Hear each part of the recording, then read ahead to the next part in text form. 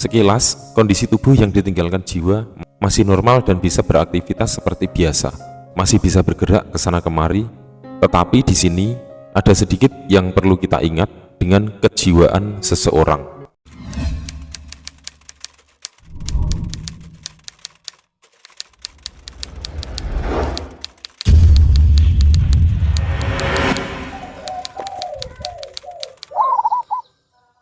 Assalamualaikum warahmatullahi wabarakatuh.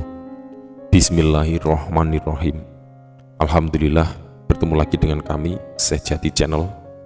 Pada tema video kami kali ini adalah ingin membuka kembali tentang seputar jiwa, nyawa, sukma, dan ruh manusia.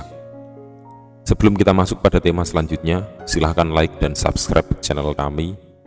Dan jangan lupa klik tombol lonceng di bawah ini supaya Anda mendapatkan pemberitahuan yang pertama dari update video-video kami yang terbaru. Terima kasih. Mari kita langsung saja masuk pada tema kita kali ini. Manusia adalah makhluk yang paling sempurna dengan wujud dan perangkat yang sangat lengkap.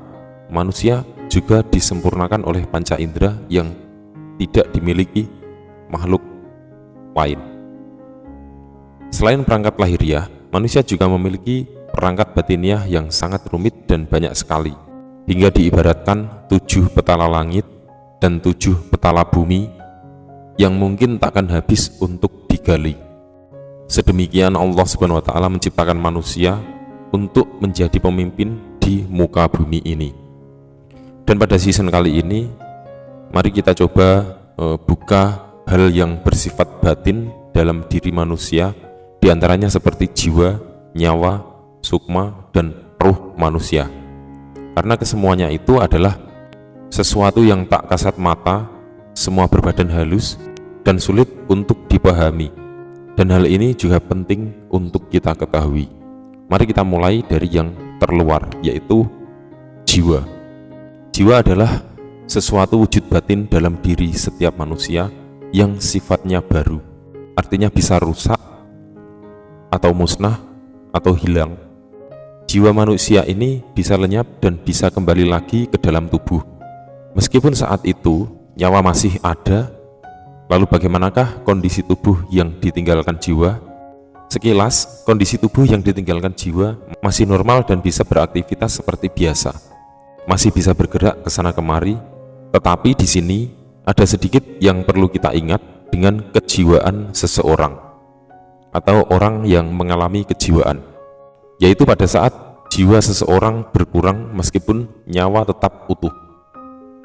Maka yang terjadi saat itu akan ada takaran-takaran hidup yang berkurang, seperti orang yang hati dan pikirannya panas, orang yang stres, orang yang gila, dan lain-lain. Itu sedikit contoh berkurangnya jiwa atau bahkan hilang, lenyap jiwa manusianya. Jiwa merupakan materi terkecil dari otak manusia yang mensupport pemahaman, ilmu, takaran hidup, serta baik dan buruk. Orang yang jiwanya berkurang, maka berkurang pula lah takaran-takaran hidupnya. Lihatlah orang gila, dia tak merasa jijik dengan makanan-makanan kotor yang berasal dari dalam tong sampah. Tiada merasa jijik karena jiwa berkurang dan bahkan lenyap. Tetapi jiwa manusia bisa kembali lagi ke dalam tubuh pada saat nyawa masih di dalam tubuh. Kehidupan manusia yang menjadikan baik dan buruk itulah jiwa. Baik dan buruknya manusia adalah jiwa. Allah Subhanahu wa Ta'ala berfirman di dalam surat As-Syams ayat 7-10, dan jiwa serta penyempurnaannya atau ciptaannya, maka Allah mengilhamkan kepada jiwa itu jalan kefasikan dan ketakwaan. Sesungguhnya beruntunglah orang yang mensucikan jiwa itu, dan sungguh merugilah orang yang mengotorinya. Dan masih banyak firman-firman yang lain yang sudah dijelaskan di dalam Al-Quran. Jadi jiwa mempunyai 3 buah sifat, yaitu jiwa yang telah menjadi tumpukan sifat-sifat yang tercela, jiwa yang telah melakukan perlawanan pada sifat-sifat tercela, dan jiwa yang telah mencapai tingkatan kesucian, ketenangan dan ketentraman, yaitu jiwa mutmainah. Dan jiwa mutmainah inilah yang telah dijamin Allah Subhanahu wa taala langsung masuk ke dalam surganya Allah. Jiwa mutmainah adalah jiwa yang selalu terhubung dengan ruh bersifat ketuhanan sebagai sumber moral mulia dan terpuji, dan ia hanya mempunyai satu sifat, yaitu suci. Demi jiwa serta kesempurnaannya, Allah mengilhamkan jiwa pada keburukan dan ketakwaan. Artinya, dalam jiwa terdapat potensi buruk dan baik. Karena itu jiwa terletak pada perjuangan baik dan buruk. Yang kedua adalah nyawa. Nyawa adalah unsur batin manusia yang bersifat baru juga. Artinya bisa hilang atau bisa musnah dari dunia. Keadaan nyawa ini tanpa adanya wujud yang tercipta atau wujud kebendaan, maka nyawa tidak akan pernah ada. Lalu, mulai kapankah nyawa ada dalam diri manusia? Para sahabat semua, nyawa mulai ada sejak umur bayi masih berada dalam kandungan sang ibu. Nyawa mulai ada mulai pada saat bayi dalam masa kurang lebih berumur 3 bulan. Pada saat itu, si bayi yang masih dalam berumur kurang lebih 3 bulan sudah bernyawa. Tandanya mulai saat itu sudah ada keinginan, seperti contoh makan dan minum, atau kebutuhan untuk perkembangan janin, seperti asupan makanan yang diambil dari sang ibu melalui tali pusar sang ibu. Dan nyawa ini bisa hilang setelah tubuh mengalami kerusakan dan akhirnya meninggal. Yang ketiga adalah sukma. Sukma adalah pecahan dari ruh. Pecahan-pecahan tersebut teraplikasikan di setiap individu pada tubuh manusia. Seperti contoh, ada pada hati, ada pada nafas, ada pada cara pandang, ada pada pendengaran, ada pada ilmu, ada pada pengucapan, dan perilaku manusia, dan masih banyak lagi yang lainnya.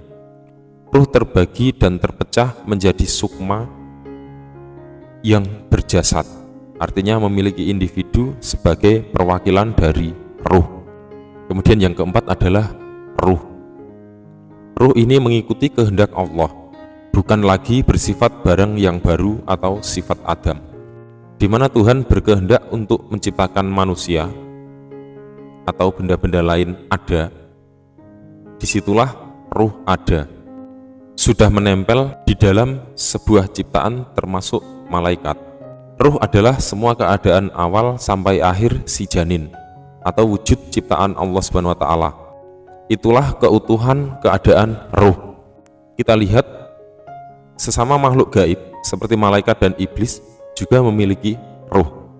Allah Subhanahu wa taala sendiri mengatakan bahwa Jibril adalah Ruhul Qudus.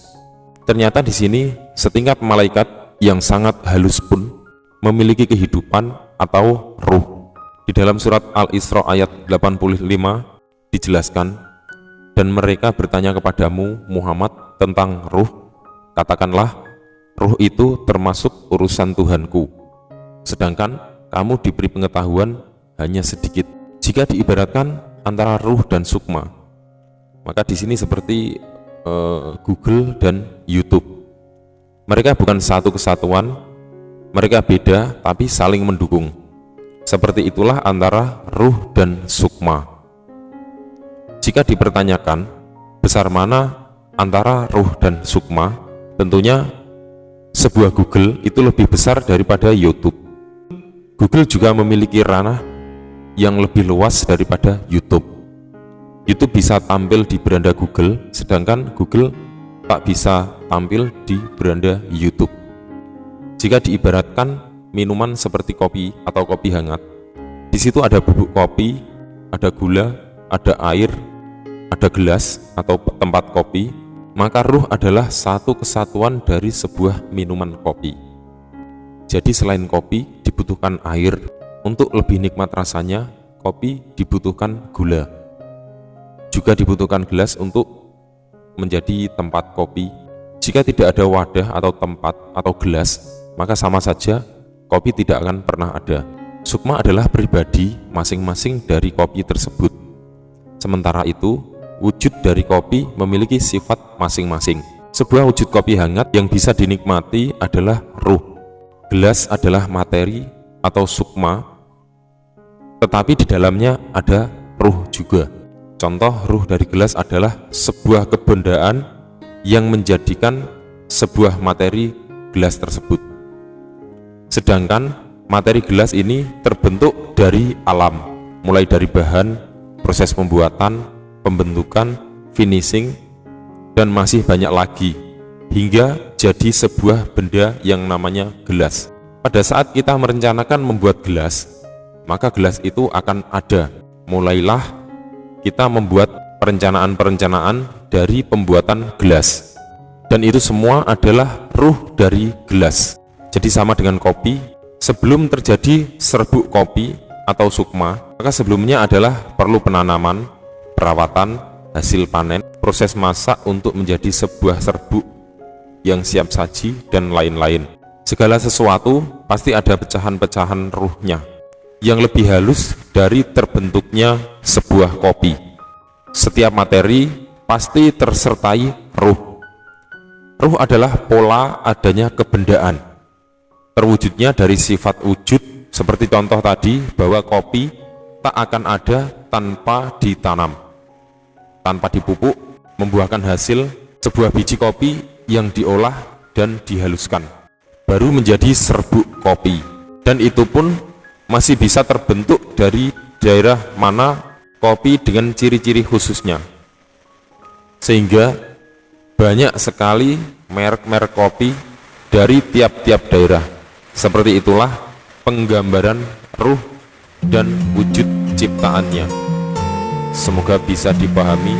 Wallahu a'lam bishawab. Wassalamualaikum warahmatullahi wabarakatuh.